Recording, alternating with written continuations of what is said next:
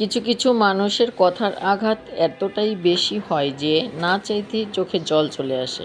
Hello everyone, আসসালামু আলাইকুম। আছেন সবাই? আশা করি ভালো আছেন। আলহামদুলিল্লাহ, আমরাও সবাই ভালো আছি। এই তো আজ সকাল থেকে ভিডিওটা শুরু করলাম। সকালে আজ আমি বাসায় নাস্তা বানিয়েছিলাম, যেহেতু ওয়েদারটা একটু ভালো ছিল। আর প্রতিনিয়ত তো বাইরে থেকেই আমাদের নাস্তাটা এনে খাওয়া হয়। তাই ভাবলাম আজ শুক্রবার, বাসায় সবাই আছে, সবার জন্য একটু নাস্তাটা তৈরি করে নিই। আমি আটাটা সিদ্ধ করে নিয়েছিলাম, তারপরে ভালো করে মুথে নিয়ে আমি গোল গোল চাকা করে এখন বেলে নিচ্ছি। এভাবে করে আমি নাস্তাটা তৈরি করি। এরপরে আমি একটু আলু ভাজি করে নিলাম।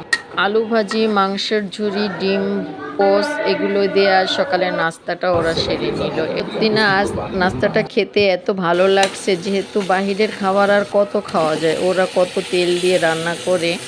আর যাই হোক, আমি দুপুরবেলা শিং মাছ, আলু আর উস্তে দিয়ে ঝোল রান্না করলাম পাতলা করে। দেখুন না, ঝোলটা এত মজা হয়েছে খেতে, আমার কাছে তো খুবই মজা লাগছে।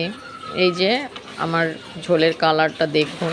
আর হ্যাঁ, আরেকটা মিষ্টি কুমড়া ভেজে নিয়েছিলাম। মিষ্টি কুমড়া ভাজিটা তাও খুব মজা হয়েছে।